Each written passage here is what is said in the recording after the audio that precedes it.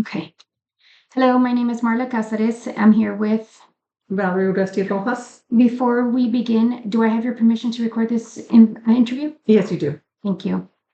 Okay, once again, please state your name and your job title. My name's Valerie Uresti Rojas. I am the coordinator for fixed assets, warehouse, textbooks, and records. Okay. Um, what do you do how do you describe your position here? What is it that you do? It's a well-rounded position that you get to collaborate with all the departments in the district. We mainly handle all the deliveries, the mail, capital assets, records, and textbooks ordered for the district. Ensure that all the departments have, and also ensure that all the departments have those custodial supplies. Okay. Now, this organization is with what school district? I'm sorry? Mission CISD. Um, and you used to work for an elementary before this position, correct? Before this position, yes, I was a elementary counselor for 7 years, the campus. Can you briefly describe what responsibilities you had as a counselor? As a counselor, we had to establish a curriculum guidance for the students and also for the staff to make sure that we had a comprehensive curriculum guidance program. So that would support their emotional status, also help with minimized behavior in the classroom. Thank you. How long have you been in this current position? And this current position is 3 years. 3 years, and with the district? With the district, it's been 10 years. 2 years. In education, 23 years. In this department, with the fixed assets and warehouse, what are your main responsibilities here? The main responsibilities is basically establishing systems for the 4 different departments that we have. For example, for capital assets, we need to collaborate with the departments, which is finance and also the campuses, to ensure that everything's tagged before we send them off. So we ensure all the tagging to account for all the capital assets in the district. Roughly, how big is your department? How many employees do you We have 16 employees. Can you briefly explain what areas these employees work in? Well, for example, we have 6 processors. Those are the areas that they worked in the warehouse department. That runs from delivering either mail, delivering fixed assets, picking up, transferring furniture from one location to the next. So it varies. So we have 6 processors. We also have a buyer for the warehouse, which he buys all the custodial supplies, anything that we need for the warehouse.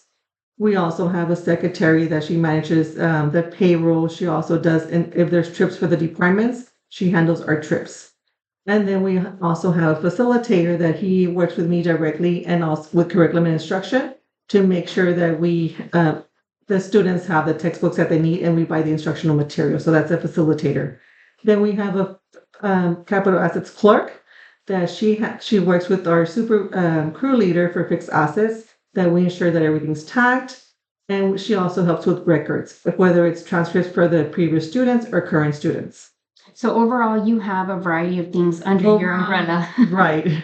Under your umbrella. Yes. So with that being said, are you familiar with the POLC framework, planning, organization, controlling, and leading? Yes, I'm very familiar with the program. What are your thoughts on this framework? It's a great organizational structure that it ensures your department runs smoothly and effectively, because it does have the 4 components, which is the planning, the controlling. So you need everything in order for it to run smoothly. What goals or objectives are you responsible for in setting within your department under, having so many positions under you? We want to make sure that everything runs effectively, but our main goal for the department is ensuring exceptional customer service and teamwork. Okay. Perfect. And as far as the goals that you have or the responsibility you have for providing to the district, for the students and the staff and the other campuses? For example, for the goal that it will be different for all the each area. For the textbooks, we want to make sure that all the textbooks, we meet 100% go. They have all the books by August. Mhm. So we have to have all the goals by August. For the deliveries, we need to have 100%. We can't make any errors when we deliver their package or whatever we receive. So we want to make sure that we have most of our goals are 100%. Perfect.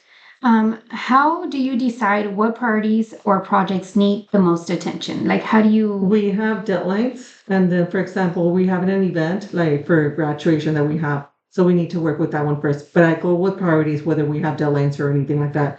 But for textbooks, we need to make sure that that one's a priority as well in June. So it depends by the months. Like the beginning of the year, we're ensuring that we pick up everything from the campuses. We deliver the books. They have their custodial supplies.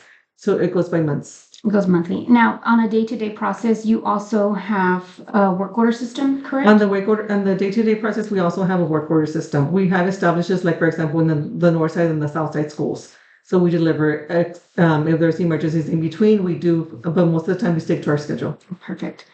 What steps do you take when creating a short-term or a long-term plans for your department? We want to do we start with the end in mind. What is the end goal? What do we want to get? For example, we want to make sure that everybody's satisfied with our delivery. So it's like, okay, what does that look like? Who's going to help us out? So we collaborate with everyone in place. Okay.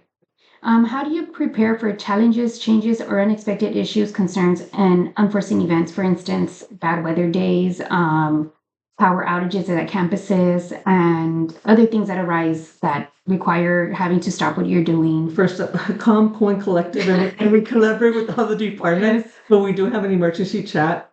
If it's, for example, we have to be flexible, just like a road brand. If not, it's not going to work. So flexibility counts a lot when it comes for emergencies and collaboration. Yes.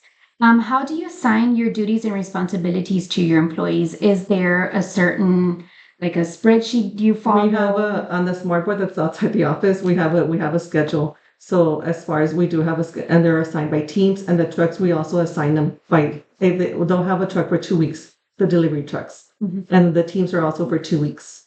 Great. What resources, tools, or information do you provide to help your team complete their work? We provide an iPad so they could do the deliveries. We provide any safety goggles or any safety materials. That way we follow OSHA and they're in compliance with safety. Because at the end of the day, we want to make sure that their safety comes first. As far as the safety trucks, that they do a daily inspection just to make sure our vehicles are running smoothly. Perfect. How do you structure your teamwork flow to make sure tasks are completed efficiently on a day-to-day process? I sit with the crew leaders and we do collaboration, and then we break up the sales that get what will work best with this team, what will work best with the other team. It's mainly a lot of collaboration with the crew leaders. Okay. How do you make sure your employees understand that their roles and their responsibilities, and in the sense of, you say crew leaders, you have processors. Yes, we establish, like for example, we have this sheet right here that covers a team meeting. We have personal goals, area goals, department goals, and then with the different departments and what are their duties. So they're explained to them. So we meet with them. It's a lot of collaboration, and then weekly meetings or monthly meetings to go over the agendas. Perfect. How do you motivate your employees to do their best in their work? Because I mean, it's not always fun and games. It's praising even the little things. So rewarding them even for the little things, catching them in the goals. And also on my chats, I usually put great job, guys, teamwork, great teamwork. So it's a lot of encouraging, positive reinforcement. Yes. What communication methods do you use to guide your team? It's an open communication. It's open policy doors. So whenever they come in, they know that they've come in with any issues. And it's not like if they do something wrong, it's like, okay, you made a mistake, but also how can we correct it? So it's working together and knowing that, ensuring that they know that it's a safe environment, that they could come with me with anything that they need to speak to me about. Okay. And as far as when they're out and about, what methods or what do you use to communicate with them when they're out and about and you're unable to reach them? We use Teams. Microsoft Teams. Microsoft Teams. We are going to get phones in July, so that will be more efficient. But right now we use Teams. Okay. But each team will have a phone starting in July. Perfect. How do you handle conflicts or disagreements among employees? Calm, cool, and collective strategy. We do if we're talking, it's a conflict resolution. We state the conflict, and then how are we going to resolve it? And at the end of the day, we're here for the students, so we find the solution. Perfect. How do you support your employee growth, training, or professional development? We do a lot of training, and we do in-house training as well. If someone is good at a certain task, I encourage training within.